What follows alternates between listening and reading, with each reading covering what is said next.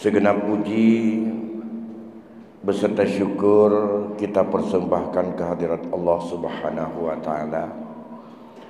Selawat dan salam kita sanjung sajikan keharibaan junjungan kita Nabi besar Muhammad sallallahu alaihi wasallam, pada keluarga dan sahabatnya sekalian, guru-guru kami, bapak-bapak dan orang-orang tua kami, serta jamaah pengajian yang dimuliakan Allah. Baiklah, sembari kita untuk berniat i'tikaf sejenak, sembari kita menunggu masuknya waktu salat Isya, kita lanjutkan dan kita ulangi berkaitan dengan hal-hal yang dalam rangka untuk lebih menjernihkan hati kita, lebih suci dan bersih terhadap apa yang kita miliki, berkaitan dengan ketaatan dan ketundukan kita terhadap anjuran Rasulullah sallallahu alaihi wasallam, di mana Rasul bersabda, alhiqul faraidha li ahliha, hubungkan dan sampaikan, lantas hubungkan atau kaitkan segala apa yang Allah tetapkan itu bagi ahlinya.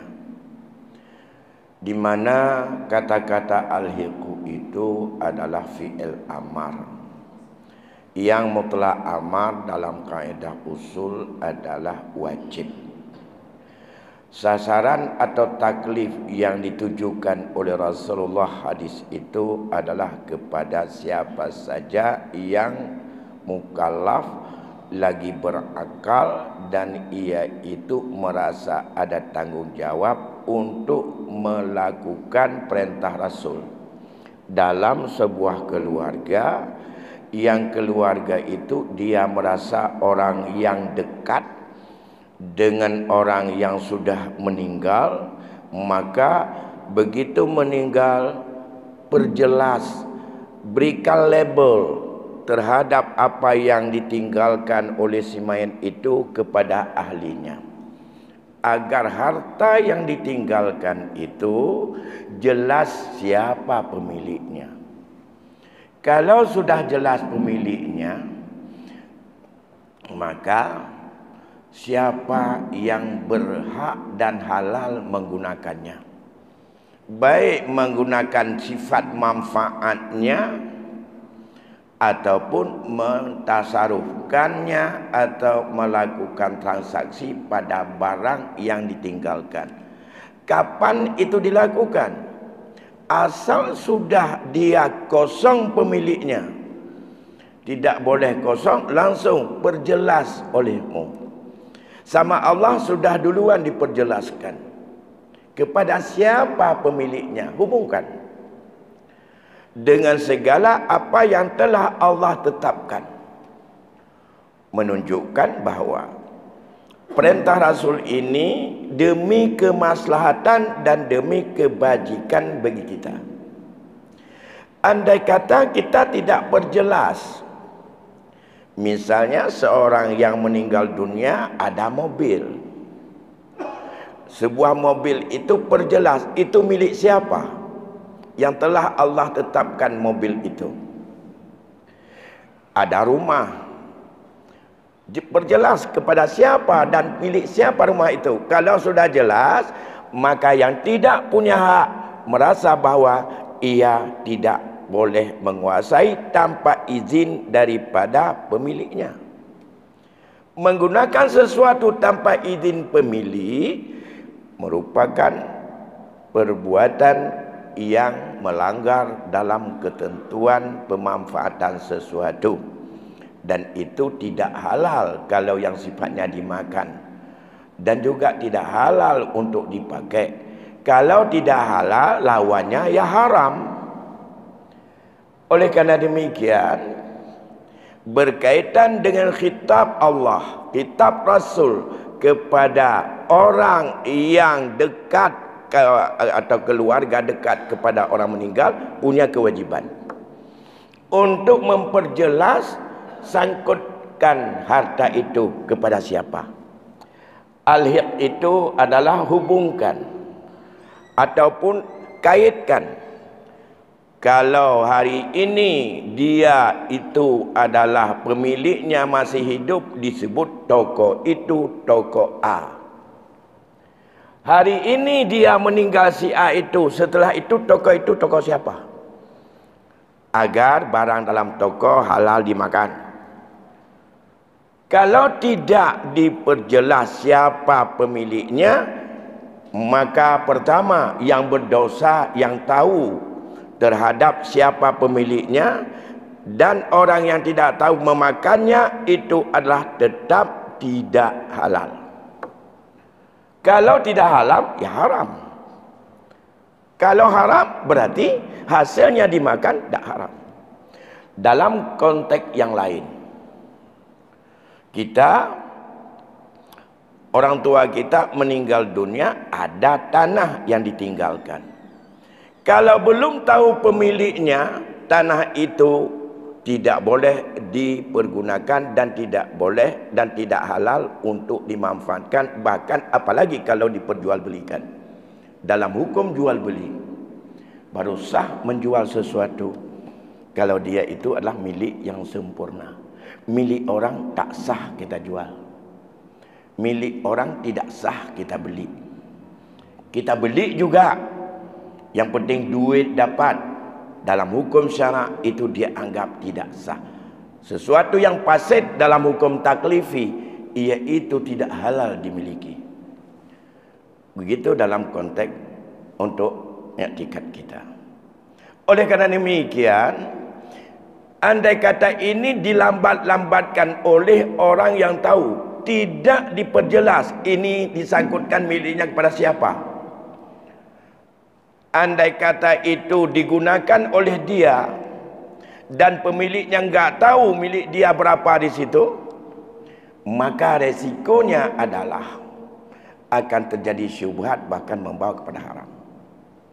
Misalnya ya, hidup ini dinamis, Pak. Sedangkan hukum ini ada waktu pemberlakuannya, bukan boleh berlaku kapan saja. Kalau perintah salat duhur itu waktunya waktu tergelincir matahari, jangan suka-suka. Pak, besok aku mau salat duhur menjelang salat maghrib aja. Enggak boleh, Pak. Karena diperintahkan adalah di saat syarat, dan ada syaratnya apa? Dan ada dengan ketentuannya apa? Tergelincir matahari. Sampai dengan jadilah bubayang itu semisil panjangnya. Saat itu saya lakukan. Jangan jam 10 mau salat zuhur. Cuma dan mayang lihu jinonya yang tak baru. Ada kali dosa ada kebah. Pernah sama yang lanjut karena qada, tapi yang adanya adalah harus ada waktu yang masuk. Sebabnya harus ada, syaratnya harus ada, dan tidak ada manik. Dan itu dalam hukum taklifi. Oleh karena demikian, andai kata pada hari ini seorang laki-laki meninggal isteri, dalam konteks hukum waris dan hukum pemilikan barang itu tidak ada istilahnya rame-rame milik. Kalau rame-rame milik berarti pemiliknya itu bersyarikat. Peninggalan orang meninggal secara tidak ada transaksi, menjadi barang itu adalah bersyarikat. Semua yang punya milik di situ. Dengan saham ataupun bagian sesuai menurut kadar yang legal yang diberikan oleh Allah. Bila seorang wanita meninggal dunia, tinggallah suami, kemudian tinggallah anak laki-laki satu, tinggal anak perempuan satu, ada suami. Tradisi yang berkembang dalam masyarakat kita merasa bahwa suami sebagai pengatur bagi anak-anaknya. Anak tidak bisa berkutik apapun. Apakah si isteri yang meninggal atau mama dari anak-anaknya itu adalah ada harta atau tidak? Kalau ada harta, saat itu kewajiban bagi suami Perjelas harta itu adalah kepada siapa yang telah Allah fardukan. Kapan? Saat meninggal. Setelah meninggal. Dan tidak perlu ditunda. Akibat penundaan akan terjadinya permasalahan. Terus, kalau tidak diperjelas, apa yang disebut dengan harta isteri? Yang pertama, mungkin wanita yang di bawah kekuasaan kita meninggal hari ini sebagai isteri, minimal lihat dulu harta dia. Yang pasti harta yang kita kasih dulu itu milik dia, mahar. Jelame, yang jelame milik sah isteri. Apakah sudah dihibah kepada kita untuk kita pakai atau tidak?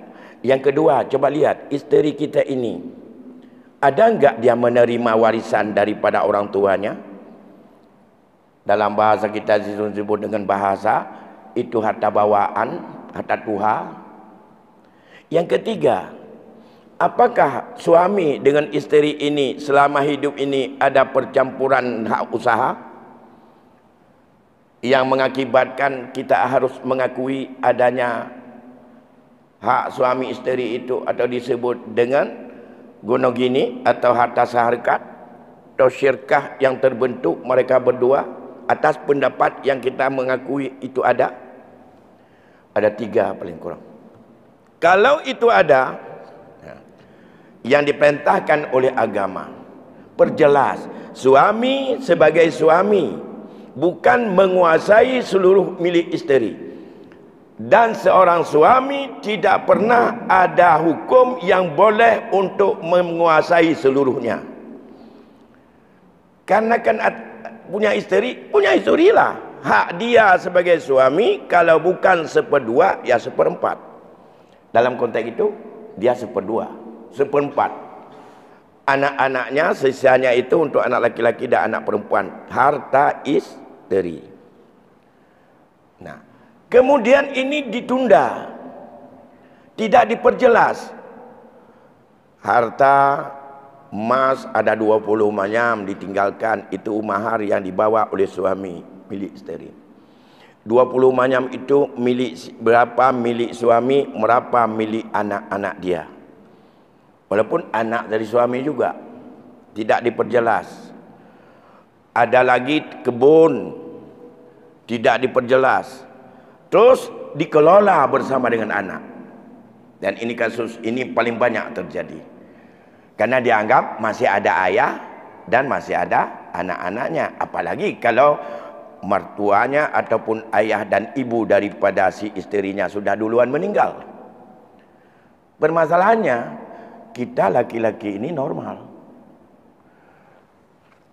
Paling tegak tak tidur di rumah 5 bulan.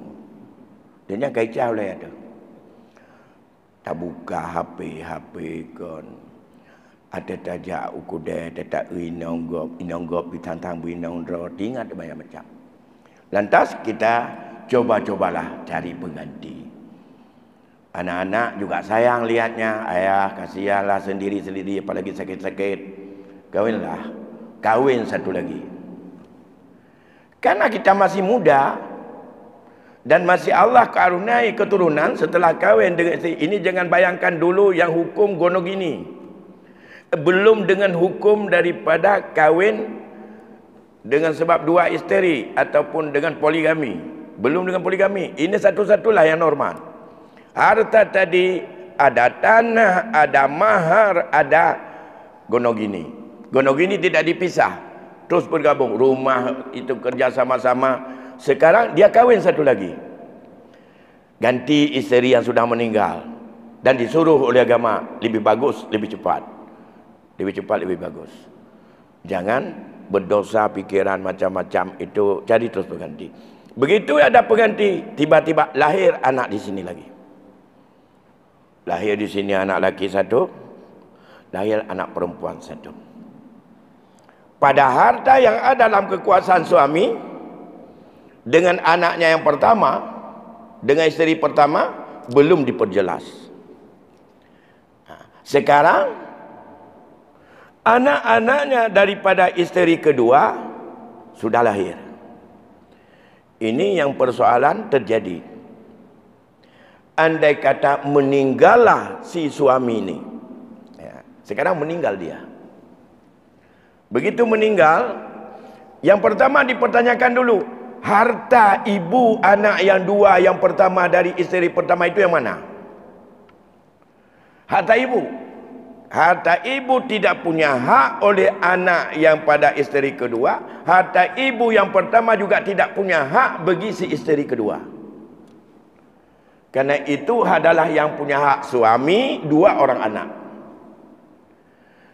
Kalau tidak punya hak, kita ambil terus, rampok namanya. Ataupun mengambil dengan tidak sah, haram. Nah, sekarang kita diminta untuk kumpul, ada harta dengan isteri yang lama, ada harta hak daripada suami, barangkali dengan harta juga ada dengan isteri yang baru. Pertama rumit, yang mana harta seharkat dengan isteri pertama dan mana harta seharkat dengan isteri kedua dulu. Harta pada isteri yang pertama harus dipisah walaupun suaminya sudah meninggal. Karena yang menjadi ahli waris tidak masuk anak pada isteri kedua. Sedangkan harta laki-laki yang meninggal tadi itu adalah sama haknya antara anak pada isteri tua dengan anak pada isteri yang kedua. Mulai rumit.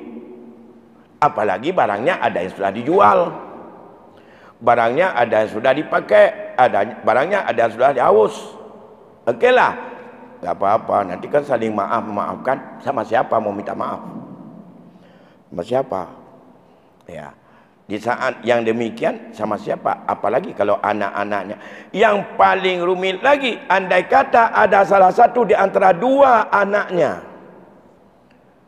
yang laki-laki satu, yang perempuan satu, pada isteri pertama sudah meninggal. Saat meninggal ayahnya. Anak yang sudah meninggal saat isteri pertama setelah meninggal, sebelum ayahnya meninggal dia tidak punya hak warisan dari ayah, tapi dia punya hak warisan daripada mamaknya yang dulu. Mulai beliau bercampur. Maka kalau demikian, bermacam alternatif akan terjadi karena penundaan tadi. Maka dalam konteks ini, andai kata ada harta seluruhnya saat meninggalnya isteri pertama, punya orang tua yang laki-laki atau ayahnya tak perlu dipikirkan, itu belum dibagi karena orang masih hidup. Tapi yang mana harta itu yang bersyarikat dengan isterinya, itu harus diperjelas. Saat kapan diperjelas? Bukan sekarang waktu meninggal ayahnya. Dulu saat meninggal isterinya, punya ayah ambil, punya isteri tumpuk. Tambah lagi yang bawaan isteri tumpuk. Yang hak isteri inilah untuk ayahnya seperempat ambil pusaka yang milik isteri, sisanya untuk anaknya. Andai kata Gonogini saat meninggal isteri pertama itu ada 50 juta. Kemudian ada warisan lain yang bukan Gonogini sama isteri yang tua itu 20 banyak emas, 50 juta juga. Itu milik si isteri. Ada barangkali juga diberikan tanah pusaka dari orang tuanya, nilainya 50 juta. Sama dengan si isteri itu adalah punya tirkah saat meninggalnya 125 juta. Dari mana 125 juta? Yang pertama Gonogini 50 juta, 55 milik ayahnya, 25 lagi milik ibu si anak-anak. Artinya 50 juta itu bagi dua, setengah hak suami, setengah hak isteri. Tambah 50 juta mahar. Mahar bukan seharkat itu. Apalagi kalau sudah menjelma mahar itu jadi modal buat kebun atau beli kebun atau buat nehun atau buat apa saja. hasil dari situ itu modalnya adalah milik si isteri. Benda itu bisa diprediksi kalau itu dibuat toko itu toko si isteri, bukan syarikat. Karena modalnya dari 20 banyak emas. Dan itu harus sekarang menjelma dalam usaha harus diperhitungkan. Nah, sama dengan 125 juta harta si isteri. Sekarang kita mau bagi, belum hitung punya suami. Yang dibagi itu untuk anak laki-lakinya, anak perempuannya dan suami. Suami dari 125 ambil seperempat. Seperempat dari 120 adalah 30 juta. Itu pusaka, bukan ambil sirkah. Walakum nisfu ma taraka azwajukum illam yakul lahunna walad in kana lahunna walad walakumur rubu'u mimma taraktunna. Kalau dia punya anak, maka hak suami itu 1/4. Itu ambil pusaka, bukan gonong gini. Jangan bayangkan kalau mati istri tidak ada gonong gini, tetap ada, sama dengan mati suami. Maka dalam hal itu 1/4 dari 120 adalah ia 30. Tinggallah 80. Kalau 120 ambil tinggal 90. Kalau 1/4 dari 20 artinya 30, 120 tinggal 90. 90 bagi 3. Dari anak dari mamaknya yang meninggal duluan. 2 untuk 60 juta untuk anak laki-laki, 30 juta anak perempuan. Itu pada nilai. Nilainya dihitung saat meninggal, bukan nilai hari ini. Saat meninggal itu mobilnya segala macam saat itu. Mengapa sekarang baru diberi? Kalau itulah, kalau tidak bisa ditoleran. Sekarang setelah itu jelas kepada 3 orang. Milik suami yang pertama yang 25 juta gonong ini, tambah dengan harta yang pusaka dari mamaknya, tambah dari peninggalan yang milik bawaan dari suami, semua itu baru itu diberikan kepada ahli waris 4 orang anak. Karena yang mati suami itu 4 tadi anaknya. Pada anak, pada istri yang baru dan 1 istri ahli waris. Yang mana yang dibagi? Yang pertama, yang milik peninggalan suaminya yang meninggal hari ini adalah setelah selesaikan pembagian kepada anak yang ada pada meninggal istri pertama, jadilah ahli waris 4 orang anak dan 1 orang istri, itulah istri kedua belum mati. Pembagiannya otomatis. Kalau tidak ada lain, maka semua harta menjadi bagi 8. 1/8 untuk si istri, karena dia dapat 1/8. 7/8 bagi 6. Mengapa bagi 6? Anak laki-laki 2, 1 pada ibu tua, 1 pada ibu muda. Perempuan 2, 1 pada ibu muda, 1 pada ibu tua. Yang laki-laki kali 2, jadi 4. Perempuan 1, 2 orang, maka 4 tambah 2, 6. Sisa yang ada setelah diambil 1/8 oleh si isteri, semua bagi 6. Nah, mau ambil lebih dari itu, minta pada yang punya. Setelah dibagi, barulah tugas alhiqul faraidah, berikan hak. Karena mereka itu semuanya adalah, itulah ketetapan Allah. Kalau ada tinggal lagi, ambil untuk orang yang paling dekat dengan dia. Fama baqiya famula li'aula rajulin zakarin. Kalau ada sisa dah habis dibagi menurut orang yang telah Allah tetapkan, ambillah kepada asabah, laki-laki yang paling dekat hubungannya dengan si mayit. Ini salah satu. Bayangkan berapa bisa kita bersihkan harta itu dalam kasus yang sederhana tadi. Belum yang lebih rumit kalau ada ayah dan ibu mertua lagi. Apalagi kematian tidak bisa diprediksi kapan. Harta belum dibagi. Begitu meninggal, melekat hartanya. Berpindah kepada ahli waris, siapa lagi kepadanya.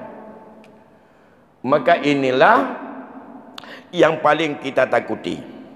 Nah, oleh karena demikian, camkan bahawa kita sebagai suami atau anak laki-laki yang sudah dewasa, atau kita adik dan abangnya, terserah siapa yang ada hari ini. Ingat, begitu meninggal seseorang, perintah Rasul itu amanah.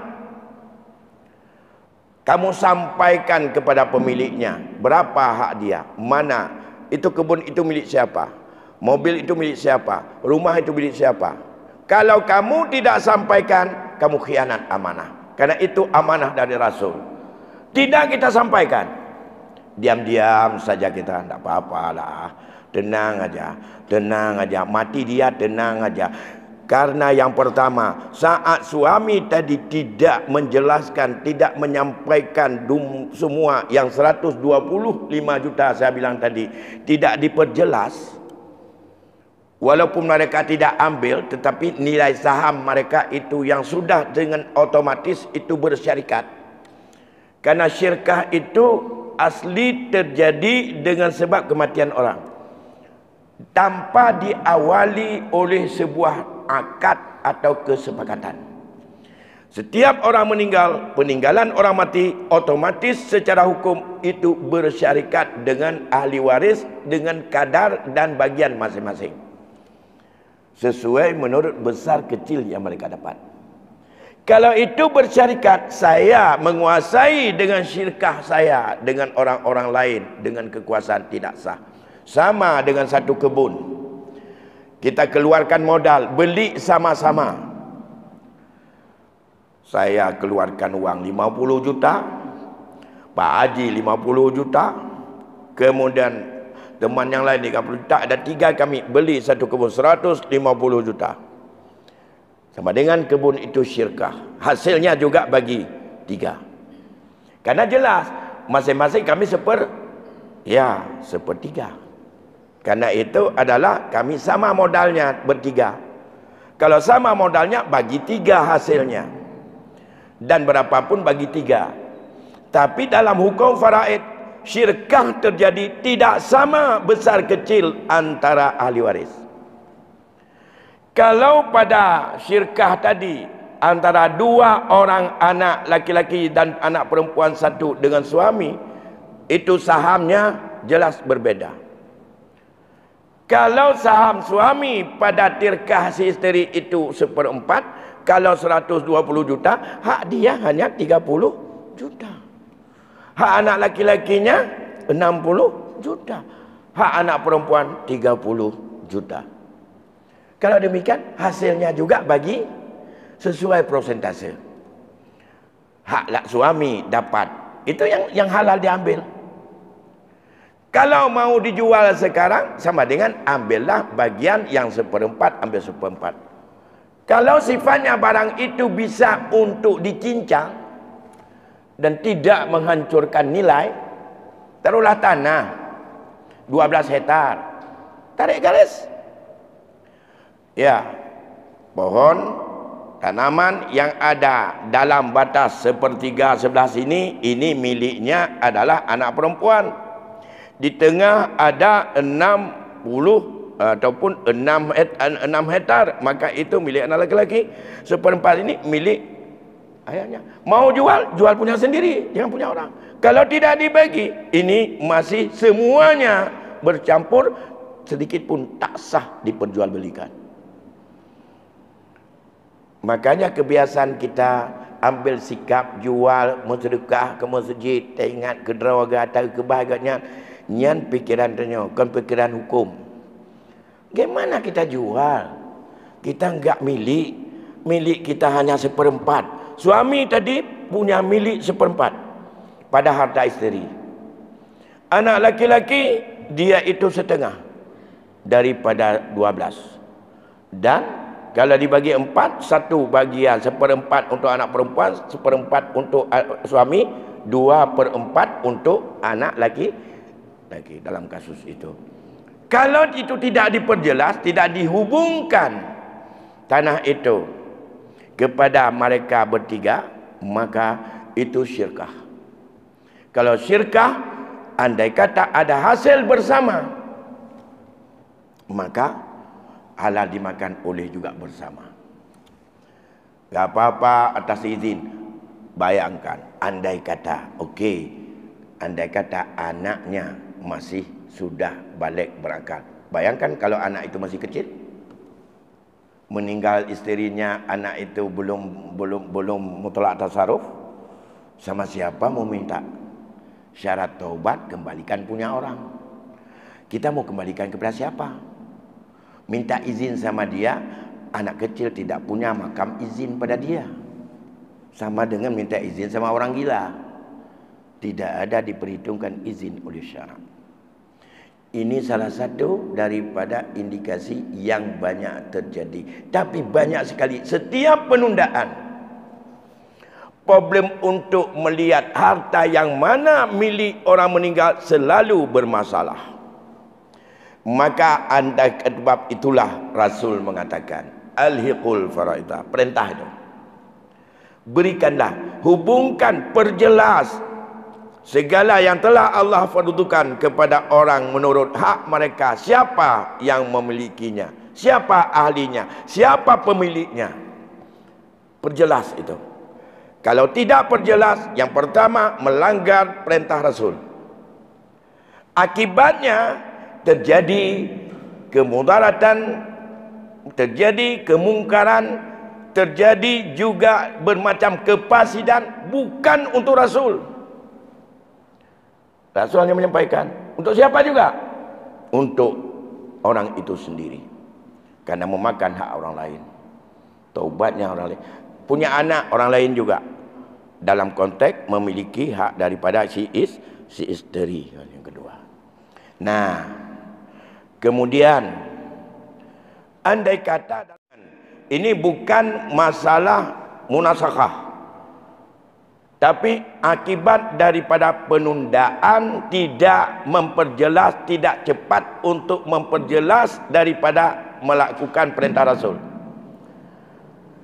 Kita diperintah Rasul, kamu hubungkan harta peninggalan orang mati itu kepada orang yang berhak, yang mana milik dia, supaya dia bisa merdeka menggunakannya.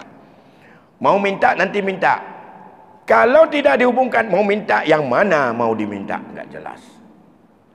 Maka dalam konteks ini, penundaan terhadap harta yang ditinggalkan oleh si mayat itu dibenarkan dengan syarat andai kata ada kemaslahatan. Yang kedua, ada kesepakatan seluruh mereka tadi. Mereka sepakat setelah tahu mereka bagiannya.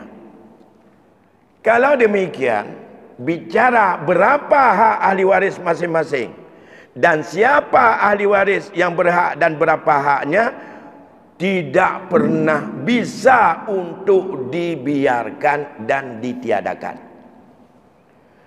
Hanglah tengah agama nunggu. Beliau meninggal orang cik tebah menan ke dia baik tahu ile sama-sama. Baik word je tapi perjelas le.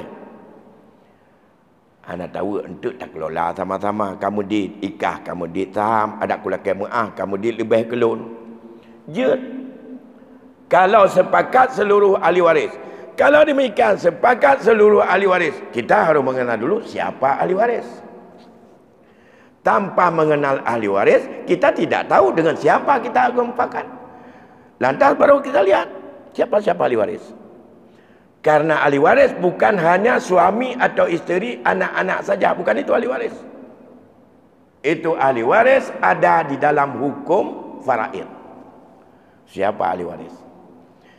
Hijab mahjub terjadi situ. Yang kedua, baru boleh untuk ditunda karena mau mengelola itu sifatnya syirkah. dengan seluruh ahli waris, maka masing-masing ahli waris harus tahu berapa saham dia di situ. Kalau itu yang tidak dibagi rumah, okey, rumah. Sekarang ahli waris tahu rumah itu adalah berapa hak masing-masing dari ahli waris. Seperberapa. Kalau setelah tahu itu, sekarang semua ahli menyatakan rumah ini tidak saya sewakan, jatah saya 1/2, saya berikan kebebasan itu untuk dimanfaatkan oleh ibu selama ibu hidup. Jelas satu. Yang lain, selama ibu hidup, saya berikan rumah ini untuk dimanfaatkan oleh ibu, dan saya tidak menuntut sebesar hak saya. Hak orang lain tidak bisa. Bagaimana yang lain? Harus minta semua. Dalam konteks ini hanya ada kena tak keluarga tu hanya karena ini memperjelas, karena bunga karu likut lebih baik.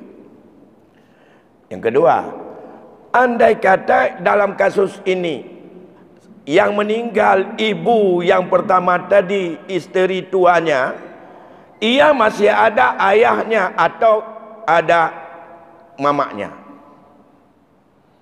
untuk dia berpindah lagi ada 1/6. Yang 1/6 itu ahli waris kalau meninggal dia bukan kembali. Kalau sekarang meninggal daripada suaminya baru dibagi, yang 1/6 hak mamaknya itu kelari kepada siapa? Udah kalau dia sudah meninggal. Inilah problem-problem yang terus terjadi. Karena yang meninggal daripada mamak matua isteri pertama tadi, itu adalah ahli waris bagi anaknya yang perempuan itu. Bukan ia ahli waris daripada suami atau itu menantainya. Jadi kalau begitu kejadiannya, karena tidak dibagi dikelola oleh dua anaknya bersama dengan satu suami, hak daripada mertua baik yang lelaki maupun perempuan ada di dalam penguasaan suami. Di saat meninggal suami mau dibagi, harus tahu berapa hak daripada dari anaknya dia kepada ayah dan ibu. Kalau ayah dan ibu mertuanya atau ayah dan ibu daripada isteri pertama tadi yang tuanya sudah meninggal, cari ahli waris mereka siapa dan berapa kadar masing-masing ahli waris dia. Karena yang jadi anaknya bukan anak perempuannya saja, dan cucunya ini dari anak perempuan zawil arham, ada lain yang zawil furud, ada lain juga yang sifatnya asabah daripada anak-anak mungkin abang daripada isteri yang tua tadi ataupun anak abang yang laki-lakinya, dan ke sana yang larinya.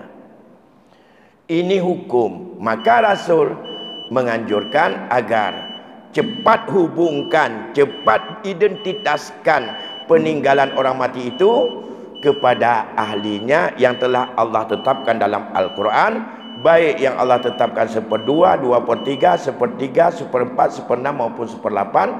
Kalau tidak habis diambil oleh mereka, berikan dan hubungkan identitas harta itu kepada orang yang paling dekat dengan dia, yang disebut dengan asabah. Dan itulah hikmah yang harus kita dapati daripada sabda Rasulullah yang amat singkat, yaitu hadis yang sahih berkaitan dengan anjuran supaya cepat memperkenalkan dan memberikan identitas harta itu milik siapa bila orang yang sudah meninggal. Semoga menjadi sebagai mawas diri bagi kita. Yang tidak rumit silakan selesaikan terus, yang sudah rumit juga wajib selesaikan. Kalau tidak diselesaikan, yang belum terjadi, mudah-mudahan antisipasi lebih awal dan kita akan selamat daripada syubhat, apalagi makan haram yang ada dalam keluarga. Karena akibat makan haram keras hati dan kita tidak mudah tersentuh dan tidak mudah diterima taubat oleh Allah. Demikian, lebih kurang saya mohon maaf. Wallahu a'lam bissawab. Wabillahi taufik wal hidayah. Wassalamualaikum warahmatullahi wabarakatuh.